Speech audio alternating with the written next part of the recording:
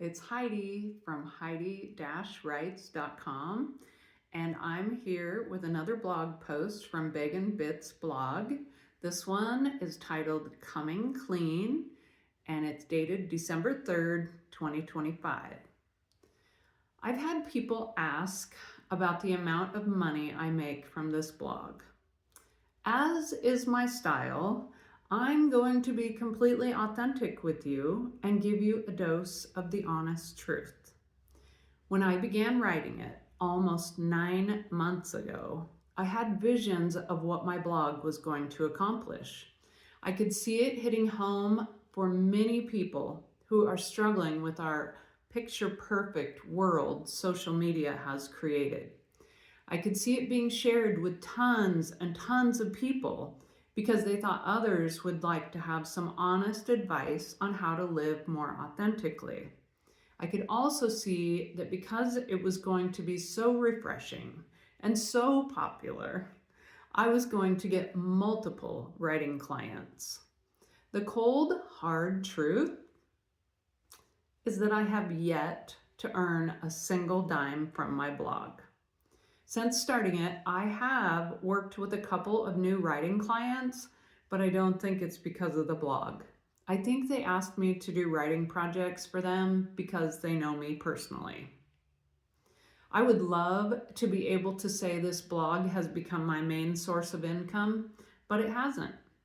What it has done is allowed me to tap into my creativity and cemented the idea in my mind that I'm a real writer. Knowing I am faithful to a project I began without any promise of income has allowed my mind to expand into other possibilities. Those possibilities do offer an income, and I hope to be able to tell you more about that in a few months. Being creative is something I have an actual need to do. As I look back at my life, I can now recognize that when I wasn't writing, I was always doing something else to feed that need. Way back when. There was a time when several of my friends and I would get together each month to scrapbook. Those were great afternoons and evenings, and I am still so proud to look back on the pages I made using my children's photos.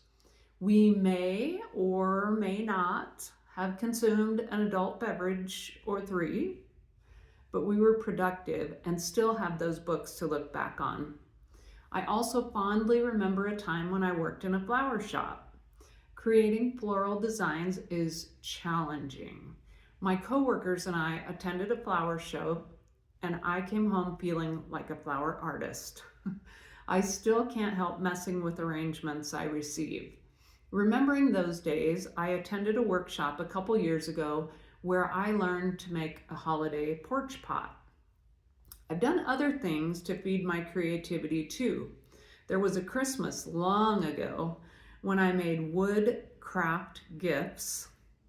Another where the whole family created ornaments of ourselves out of clay, baked them, and hung them on the tree. They always bring a smile to my face when I unwrap them from their cushy storage and hang them on the tree again. As for my Christmas tree, I love to check out the latest trends and see videos of how people are decorating. I usually take the ideas I like most and create a tree I'm proud of. Creative equals authentic. I believe that part of the path to greater authenticity is being creative and sharing those talents with others.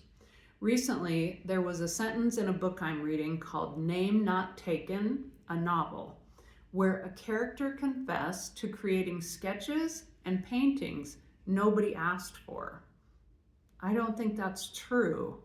I believe God put those creative ideas in your head so you'll share them. Someone is looking for that item, painting, or blog post. They may not know that they're looking for that certain something until they see it and it nearly knocks them over with the sense that it was made just for them. I've read that no matter what age we live to, We never use every single part of our brains. How sad! We get accustomed to using a certain area, like the analytical part, or the organizing part, or the problem solving part, and it becomes scary to try something new, like the creative part. To live a more authentic life, I'd like to challenge you to jump into something you're not necessarily comfortable doing. The idea has already been put into your head. You just need to act on it. Thanks for listening. This is Heidi from heidi-writes.com, and that was another Beggin' Bits blog post.